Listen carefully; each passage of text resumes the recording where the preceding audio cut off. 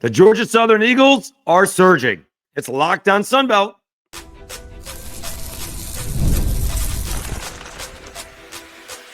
You are Locked On Sunbelt, your daily podcast on the Sunbelt Conference, part of the Locked On Podcast Network, your team every day. All right, Dave Schultz, Locked On Sunbelt, your teams every day. Today's episode brought to you by FanDuel. Right now, new customers can bet just $5, and if your bet wins, you'll get $300 in bonus bets to use across the app. Download the app today. Also, remember, we are part of the Locked On Podcast Network, now the #1 sports podcast network, and we thank you. All right, thank you in this case. All right. We will get into the South Alabama game. We're going to do the games that we did not do for Monday's episode, and then we'll get into the playoff chit-chat to see what the college football rankings are going to come out later today. All right. So Georgia Southern is all of a sudden surging. They have won 3 out of their last 4 ball games. They were playing well against Arkansas State, but Arkansas State came back and beat them, or else it would be 4 straight. So they had lost their first 2 to begin the season. They won their next 2 ball games against Jacksonville State and Maine. Then they lost to James Madison 35-10. They were getting beat badly by Southern Miss, but they made it a ball game. Maybe they found something in that ball game. They did beat Georgia State with a late fourth quarter surge. They let Arkansas State come back against them. They had a pretty big lead against App State before App State rallied and made it close. And then had a well of a ball game against Coastal Carolina, which they won 45-40. Update on that. Tim Beck did tell the media today, it looks like their starting quarterback, Samari Collier, is out for a minute. So they only got a few games left. We may see him next season, I guess. I can't keep track of all of the eligibility issues going on these days. This was a highly entertaining football game, by the way. If you like offense, if you like defense, there was none.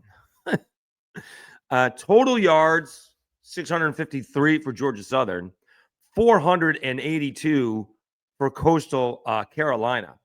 That's 1,135 yards combined.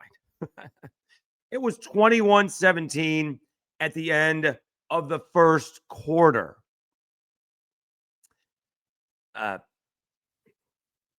French has finally decided to join the 2025 season by playing well all of a sudden. J.C. French, 22 of 33, 264 yards, a touchdown, 1 interception. The big story in this ball game, though, was OJ Arnold, 21 rushes for 267 yards and 2 touchdowns. We'll get to his key play, although you probably know about it later on. As far as Coastal Carolina goes, Collier got hurt very early on. Then, of course, Georgia Southern gives up. They take a lead, and, of course, they give up a touchdown on the kickoff to keep Coastal Carolina in the ballgame. Tad Hudson did not play all that poorly, to be honest with you. 15 of 28, 173. Did have an interception and did have that awful interception while he's rolling to his left and throwing back to his right. All right.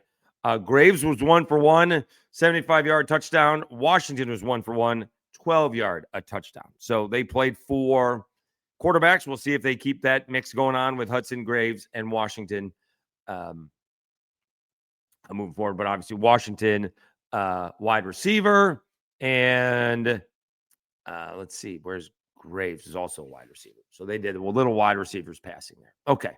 So we'll see. I presume Tad Hudson is going to be the guy moving forward for Coastal Carolina. But you kind of wonder where this team was for Georgia Southern, because Coastal Carolina had been playing very well. All right. And obviously losing the quarterback did not hurt them all that much. It was the defense was the issue. And Coastal Carolina, again, I think has been playing some pretty good defense, right? They forced all those turnovers against Marshall a few weeks ago. They did give up a bunch of points to App State, but eventually the defense got some stops because they were trailing in a big way and won that ball game 45-37. They beat Marshall 44-27. Georgia State was like 40-14 before they put on a couple of touchdowns. So their defense had been playing pretty well. They only gave up 8 points against Monroe in a monsoon. So it had been playing well for a month. So this kind of came out of nowhere. And again, like Southern Miss, it wasn't the quarterback why they lost this ball game. It was the defense is why they lost the ball game. And maybe if JC French and company were playing like this to begin the season, then they could be in line, one of 4 teams now. Well, they would be maybe competing with James Madison for the Eastern Division. Instead, they're 5-5. They do have a couple of games left, and they're trying to become bowl eligible. Again, another team that just has had a disappointing season, and it's not going to be easy. They got Old Dominion at home, and then they're at Marshall, right? Those are 2 winnable ball games and 2 very losable ball games. And I just think teams like Marshall and the Cajuns and even Coastal Carolina, you can put that, include them, and Georgia Southern have done really good job coaching under difficult circumstances. All right. We're already, talking college football playoff, and we've been doing that for the better part of a month. And everybody thinks that's the only thing that matters. Okay. Now, obviously, it would be great if JMU for the Sun Belt can get in and maybe play well. And again, who they play against, we'll wait and see on who that matchup is against. All right. Well, again, it'd be very interesting to see who plays Ole Miss if Lane Kiffin is not there. That would be fascinating. Having said that, so it just feels like, we just get the college football playoff and who's going to be in. And we got a whole thing with Miami and Notre Dame going on now. That's the only thing that matters. Well, it's not the only thing that matters. These teams have, Georgia Southern got embarrassed on the West Coast twice. Fresno State especially. USC was bad. And they just have not played well for about the first 6 weeks of the season. Now, all of a sudden, they're playing well. 3 out of 4. Same with the Cajuns. Cajuns got banged up. Walker Howard was not the answer. He didn't last a full game. The backup quarterback wasn't very good, and now they've maybe found their starter, Lynch Winfield. All right, so you maybe have a quarterback situation there next year. And they've overcome offensive line issues and wide receivers that can't catch, and all of a sudden the offensive line is healthy, wide receivers can catch, and they've won a couple in a row. All right, we'll see if we'll preview this ball game later on in the week. We'll see if those suspensions really hurt the Cajuns against Arkansas State. You would think losing a safety and a corner and a backup safety could be an issue in the Cajun secondary against Jalen Rayner. But as far as Georgia Southern goes, you can still finish with a 7-5 season. You've had you started off really bad, right? Losing like 4 out of the first 6. And then what we came up with, right? You're 2-4. Yeah, 2-4. You could end up being 5-1 in your last 6 ball games. That's a pretty good job. That to me, that's a sign of coaching. When players and coaches are checking out, and I just don't think anybody has. We warned you about Texas State not checking out. I don't think they have. I don't even think ULM has checked out. They had a 14-0 lead on South Alabama. Didn't finish, but I don't think they've checked out. We'll see what App State does here during the rest of the season. I'm not sure if they've checked out, but obviously it has gone south fast for App State. But Georgia Southern is in line to get into a bowl game. We should probably start talking about who could be getting into that bowl game, right? James Madison's going to a bowl. Coastal Carolina's going to a bowl. Old Dominion's going to a bowl. That's 3. Southern Miss is going to a bowl. Troy is going to a bowl. That's 5. All right. How many other teams can you get in there? All right. Georgia Southern can go to a bowl. Marshall can go to a bowl. Technically, App State can still go to a bowl. And the Cajuns can go to a bowl. And Arkansas State. So you got 5 right now. You can get 5 more, although let's see who App State's got to play. That may not work out the math-wise. So they can't. So between Marshall, App State, and Georgia Southern, only 2 of those 3 are going to be able to qualify for a bowl because, well, App State plays Marshall, and Marshall plays Georgia Southern. So can't win them all. if that's going to be the case. Well, the thing is, Georgia Southern, can we do the math real quick? Georgia Southern can beat Old Dominion, so they're in. Marshall beats Georgia Southern, so they're in. And then App State beats Marshall and Arkansas State. So that works out, I guess. Did I do that right? Yeah, I guess they all can be in there. All right, they can all get 6 wins. All right.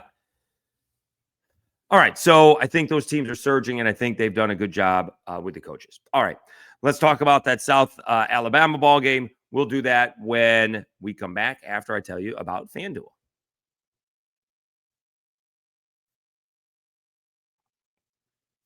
The NBA is back, and there's no better place to get in on the action than FanDuel, the official sports betting partner of the NBA. Even if you missed the start of the game or want to ride that hot hand, FanDuel has live bets on everything from who will score next to fourth quarter comebacks. Plus, you can even combine your live bets into a same-game parlay for a shot at a bigger payout. Keeps every game exciting, especially when your team's making that late push. Right now, FanDuel is giving new customers $300 in bonus bets when your first $5 bet wins. So head to FanDuel.com to sign up and play your game with FanDuel, the official sports betting partner of the NBA.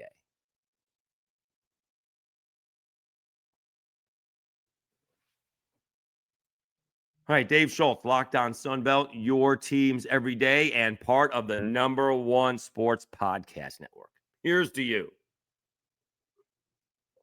Okay.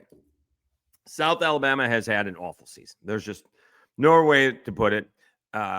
Despite having lost half a dozen guys in their secondary, Craig Stevenson from AL.com did a nice feature on them. They've had a pretty good job in the secondary this season. All right.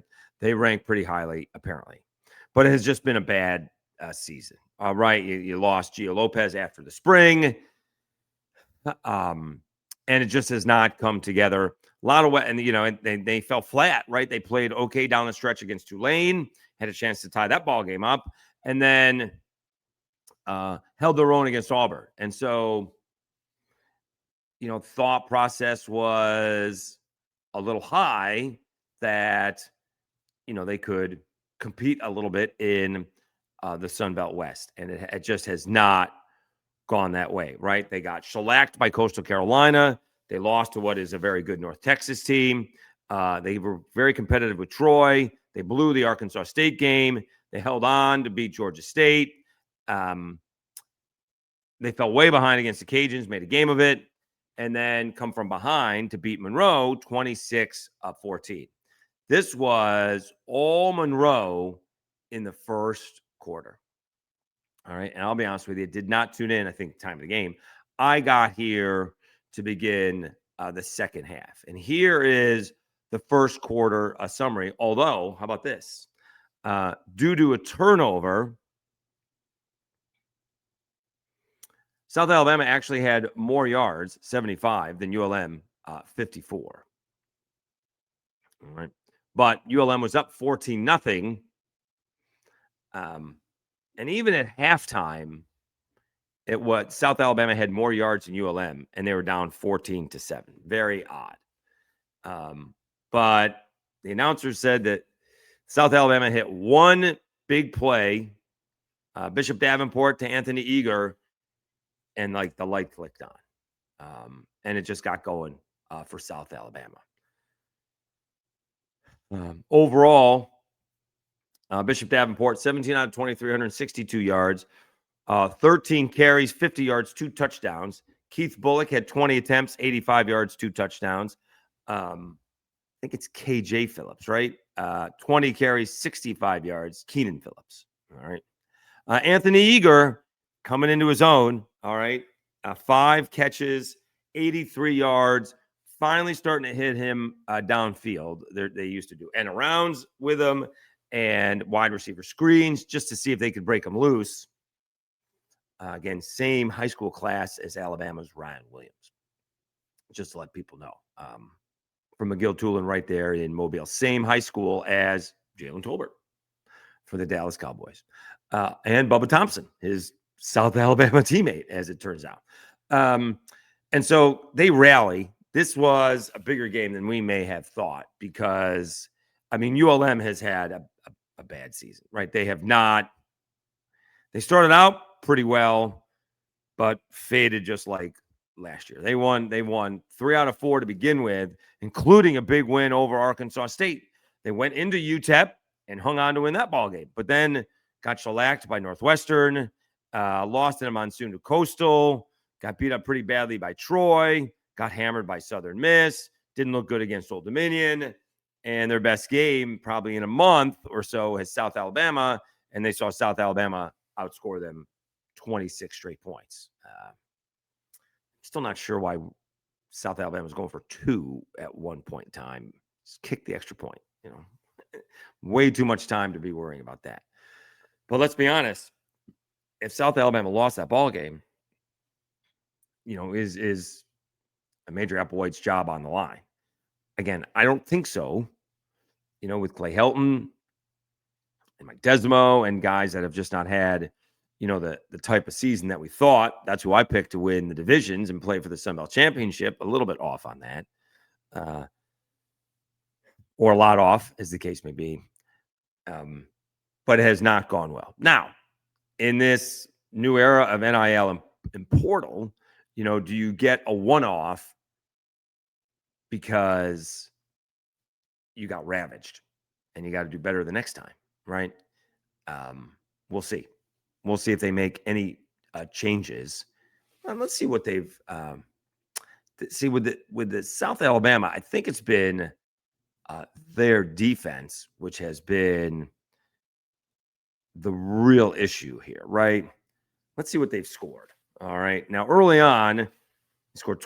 They beat Morgan State, right? 38. They put up 38 points. 31 against Tulane, 15 against Auburn, 20 against Coastal, 22 against North Texas, 24 against Troy. That penalty-laden game against Arkansas State, 14. 38 against Georgia State, 22 against the Cajuns, and 26. So not quite as explosive as you'd like. Defensively, 38, 33, 31, 38, 36, 31.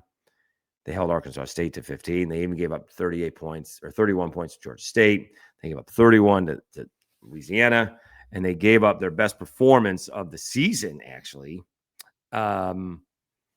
is the 14 they just gave up to Monroe. Are they last, or is Monroe last in the league in scoring defense? Because they are, obviously, that is brutal. South Alabama, let's see here. Totals scoring. They're not. They gave up 28.1 points a game. Okay. They're right in the middle. They're 6th. Georgia State gives up a lot, and Georgia Southern gives up a lot, and Texas State gives up a lot. All right. I did not think they would rank in the top 10, and they do. They are 6th overall in the conference. Let's see only conference stats. Let's see if that changes anything. Conference stats only. It doesn't want to switch. Oh, there it goes. They're 6th as well. they give up 26.7 points in the conference, and overall they give up 28.1 points. All right, so the same thing. So maybe not. Did a Major Applewhite end up saving his job? All right, one more ball game to go. Don't want to forget Marshall against Georgia State. This ball game didn't have a lot of defense either. These two teams combined for almost 900 yards. Marshall 489, Georgia State 409. Let's see here. Carlos Del Rio Wilson going back home, apparently, to Atlanta. 22 out of 27, 321 yards, 3 touchdowns. Also ran for almost 100 yards. That's outstanding. TJ Finley actually starting 25 out of 39, 251 yards, a touchdown, and 2 interceptions. Again, Georgia State has not taken it to the next level. We'll see what they do there. Remember, Georgia State had the #1 recruiting class for 2025. And we also told you got to wait for that to mature. And so it takes a little bit of time. You still would have liked to see them take the next step. It has not taken another step. That's the problem. As far as Marshall goes, Tony Gibson's done a pretty good job this year, right? It took a little bit of time to find the quarterback. You made the adjustments on the defense after the Cajuns ball game. And, you had obviously a very poor showing against Coastal Carolina where you turned the ball over 5 times. That's kind of a one-off.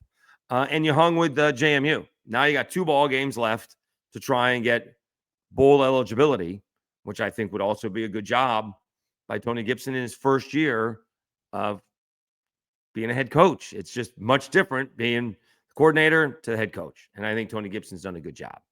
I can't believe it's controversial that Charles Huff is going to be the coach of the year as long as they win another game or 2. All right, if they limp into the postseason at 7-5, it's going to be Bob Chesney. I thought they were going to be, like 10-2 or 9-3. If they finish 8-4, maybe even 8-4 or 7-5, Bob Chesney will probably be your coach of the year. But boy, people are still not happy in this conference with Charles Huff. Goodness, I think he's done a good job. Obviously, he's done a great job. I mean, the Southern Miss was 1-11.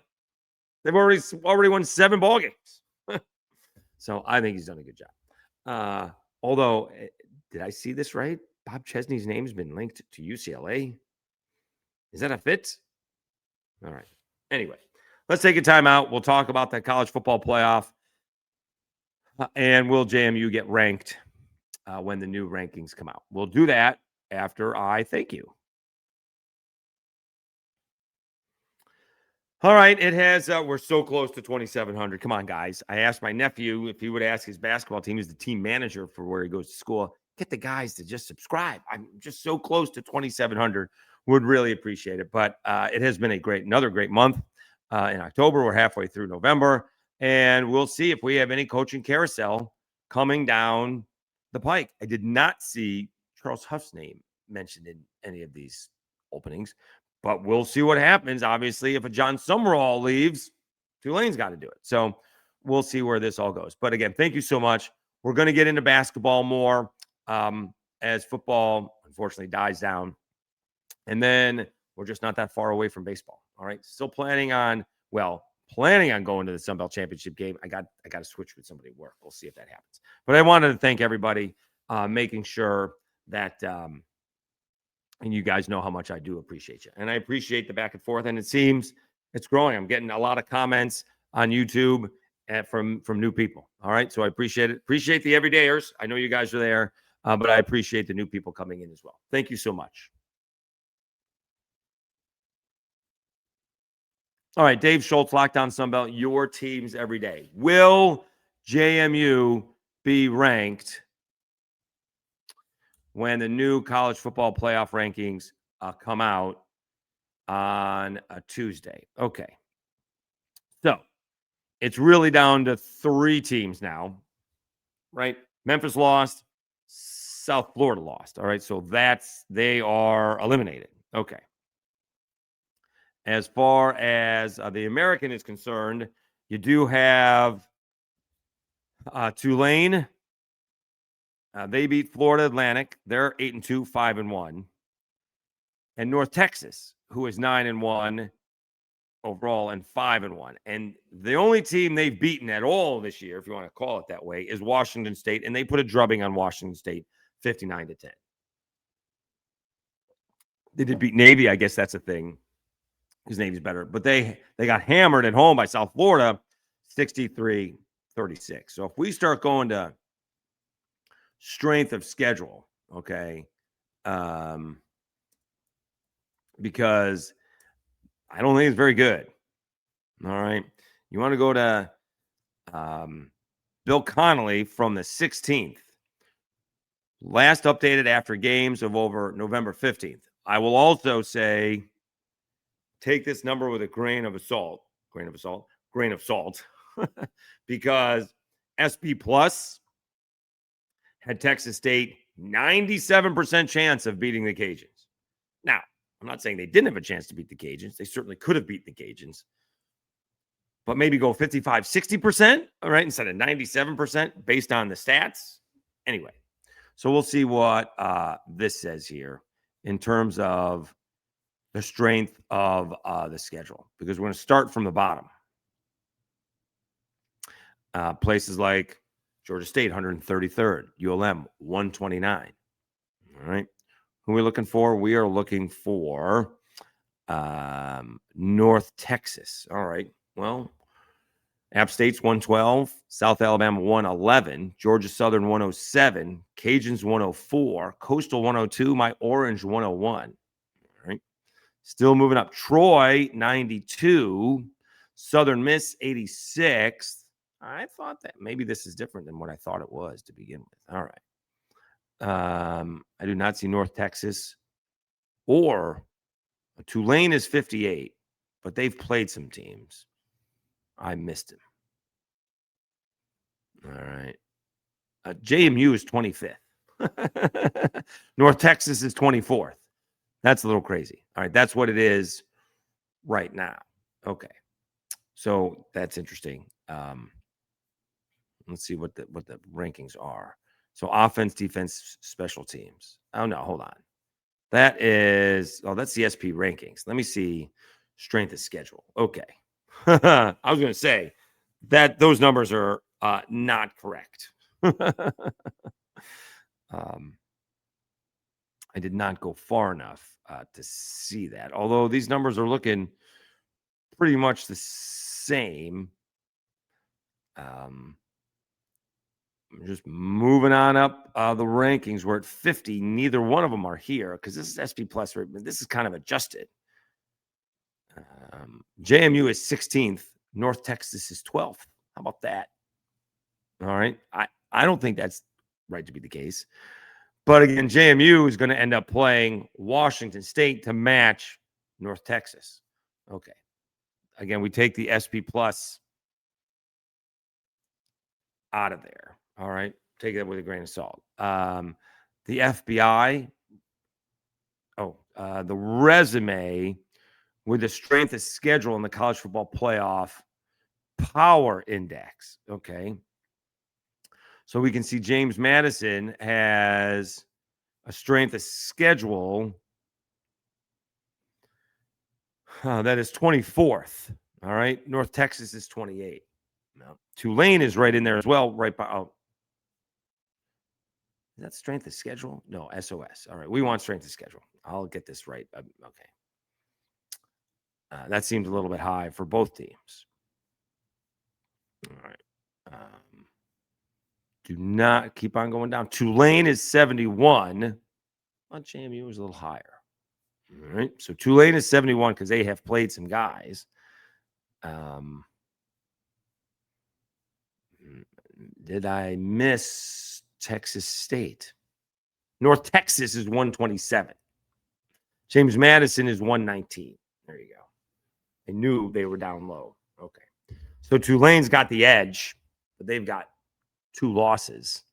And one of them is a bad loss. One of them is UTSA in terms of what we're doing losing here, right?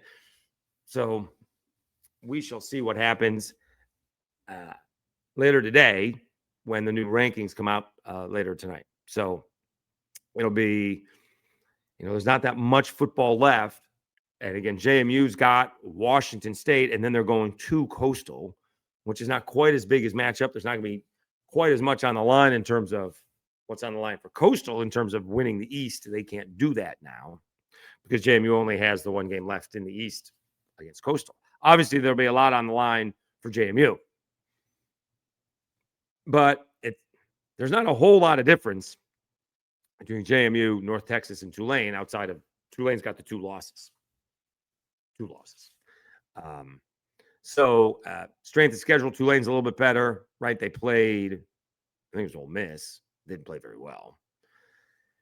And we'll see if JMU can get in there. These American Conference guys are sycophants. It's almost like they think they're the SEC, and they're going up against the Sun Belt. And it's like, no. Although the Navy one threw me for a loop. I did not see that one coming. I have loved Navy for a long time. Used to make a lot of money on them because you can't stop them. you can't stop them. And they have, these 10, 12, 15 play drives, and they're always converting 3rd and 2 or 4th and 1, and you just can't stop them. we will see if JMU gets ranked later today. Let me know what you guys think. It is fun seeing a little bit, and the Americans doing this as well, by the way, getting behind the team in the Sun Belt that could make it. So I think we will see, because JMU is 21, North Texas is 22, Tulane is 24 in the latest AP poll. So we will see how that goes. All right. That was a little rough. I apologize for that last segment. Thought I was looking at the right stuff, but I was not. But you got the numbers eventually. Okay. We'll do some more basketball on Wednesday. We'll eventually preview the Cajuns and Arkansas State for Thursday's episode. And then we'll do a little early preview for week 13, as the college football season is quickly closing down. This is why I hate it. In like April, they're like, 15 Saturdays left until college football. Just slow down. Just enjoy the spring, enjoy the summer, right? We'll get to it, because eventually it's going to go like that and it's gone, and we got to wait another 8 months. So just slow down. Right? Well, let's bask in the glow of college football. We do have a good 2 months left of the college football season, but a lot of those games are going to be played in about the next month or so, next 6 weeks. So looking forward to the end. We shall see where it goes from here. I mean, we had a crazy last Saturday, so there could be still a lot that is unknown. A lot of A&M came up with a big win at the end. Georgia Tech came up with a big win at the end. We will see what happens this week and next. All right, thanks very much for tuning in. You've been watching Locked On Sunbelt, your teams every day, part of the #1 sports podcast network out there. Really appreciate it. Thank you so much. Enjoy the episode. Enjoy your Tuesday. Have a great day, and we'll talk to you again on Wednesday.